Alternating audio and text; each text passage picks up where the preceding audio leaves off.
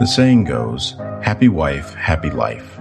Let's unpack this a little further in today's episode. Welcome to the Husband's Coach's Corner, the podcast that teaches husbands how to love their wife every day and become better men in the process. I'm your host, Chris Scott, aka the Husband Coach. Welcome back to another episode of the Husband's Coach's Corner. Today, we're starting a new series titled Marriage Quotes. Over the next few weeks, I will be looking at a few of the popular marriage quotes and unpacking them to see if they hold true in marriage today. Now, everything in today's episode are just a collection of my thoughts on the quote, happy wife, happy life.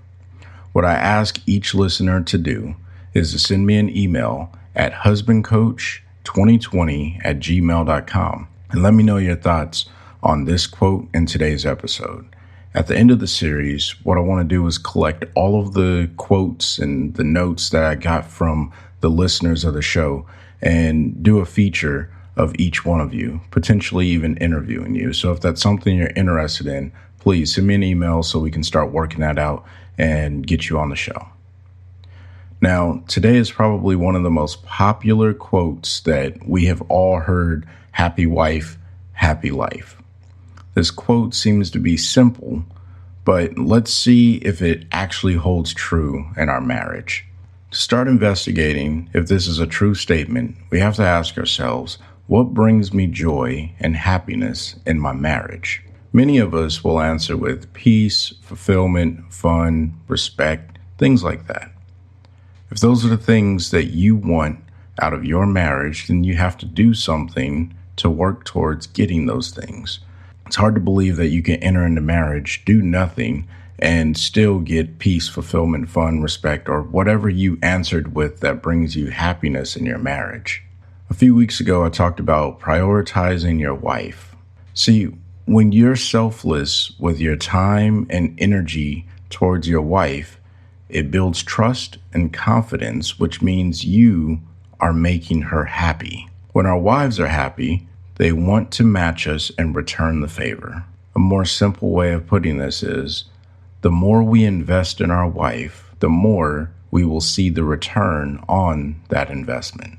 Now, marriage is between two people, and I hope I didn't insult anyone by saying that, but I just have to be very clear. Marriage is between two people, a man and a wife, or a man and a woman. This means in order to have a successful marriage, both of you have to work together on it. This is like any relationship, but this is a more sacred and significant relationship, right? In many cultural things, they consider your spouse to be your significant other.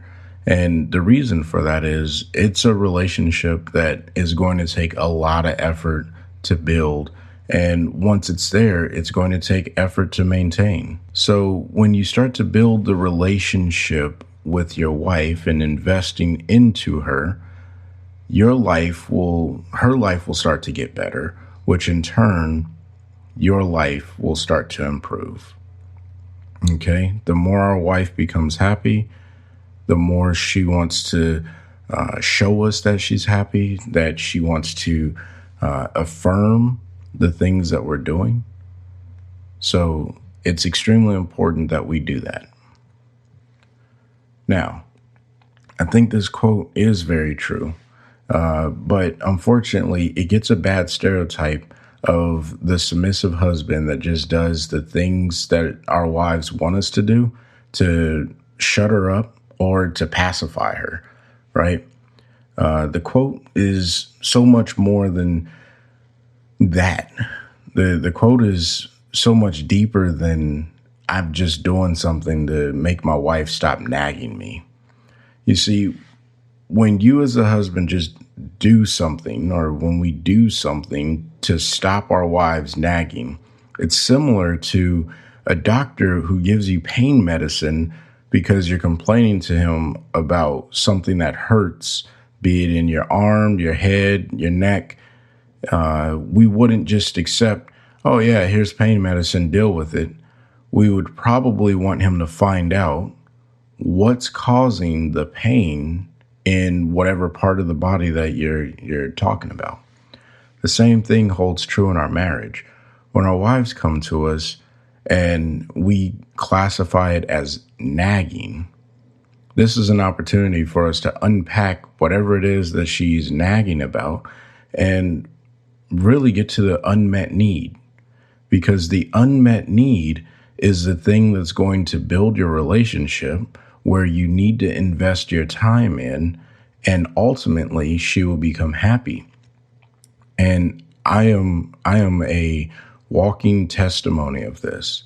Crystal and I have had many conversations about things that she's nagged me on. And I used to just do the thing that she wanted to do because on the surface level, it seemed like that's what she was asking for. But it got a lot deeper than that. Or it went a lot deeper than that, I should say. And when I found out what it was that she was actually needing me to help her with or to do for her, our relationship improved because I started to see her differently and I started to see what she was asking for in a different light. So I'd recommend that the next time your wife asks you to do something and you classify it as her nagging you, don't just do the thing she's asking you to do, but find out why she's asking you to do the thing she's asking you to do. Now, the drill for this week is find out what's causing your wife to nag you and work on a plan to meet her unmet need. This doesn't have to be a huge thing. I don't want you to jump into the deep end and find that one crazy thing that your wife nags you about, and it's a source of extreme tension between your wife and yourself.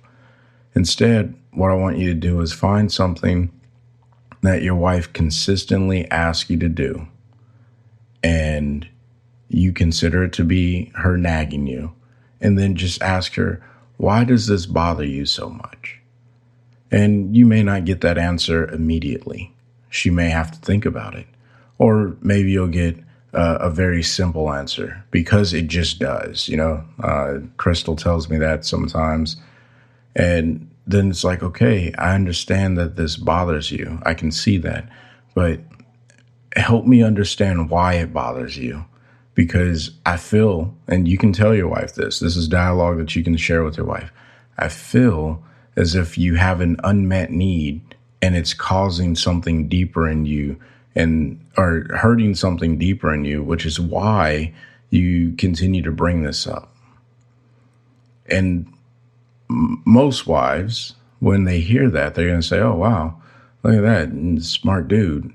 He realized that there is something that's bothering me that's a lot deeper than the surface level thing that I'm saying. And this becomes a moment of vulnerability. This becomes a moment of vulnerability for your wife. You have to cherish this moment and you have to be fully present with her in this moment. This is where that empathy lesson comes in. The more empathetic you are in this situation during this drill, the more impactful you will be, and you will start to build your way to fulfillment and joy and peace and happiness in your relationship. Now, if there's some deeply rooted challenges in your relationship with your spouse, these are things that you may need an outside person to help you with. And maybe that's when you go seek out counseling. But that's something that you and your wife absolutely need to discuss, because the more happy your wife is, the more happy you will become. And it's not a she's happy and I'm not happy. If your relationship starts to drift in that direction, those are signs that you guys need to have a third party intervene in your relationship to help build up your communication, to help drive your overall expectations in your marriage, because you should have a sense of joy that you're making your wife happy, and your wife should have a sense of joy that she's making you happy. But if the sense of joy is only coming from one side, then there could be some deeper rooted issues that you need someone to help you walk through. So my recommendation is, if you're not seeing the compound effect or return on your investment in your wife, then maybe it is time that you guys sit down with a third party and just say, hey, here's where we are. That could be counseling. That could be getting a overall marriage coach that helps you guys work through communication and understanding each other. That could be going through some marriage training. There's a lot of it online. And then actually doing the things that are in those trainings. Don't just sit through it and be like, all right, yep, went to marriage training. That's good. Like, no, you actually have to practice the things that you do in training. I've said this before. You'll never walk into the gym and say, all right, that was a good workout, and then walk out. No, you're going to walk into the gym and you're going to go work out. You're going to lift those heavy things, put those heavy things down. You're going to go get on a treadmill and run. You're going to go climb the ropes, whatever it is that you do in the gym. If it's playing a sport, you're going to go do that. And then you're going to say, all right, yeah, that was a good workout. But you actually did something. You didn't just show up. You actually put in the work. And that's what I'm telling you today. You can't just show up to your marriage. You have to put in the work. And then you will see the happier your wife gets, the happier the both of you will get, which means your life gets better. I hope you found this episode helpful. I would love to hear your thoughts on this quote. So please email me at husbandcoach2020@gmail.com. Or you can just go into the show notes and there's a link to my email address. You can go ahead and click that and it'll take you, you should be able to send me a message.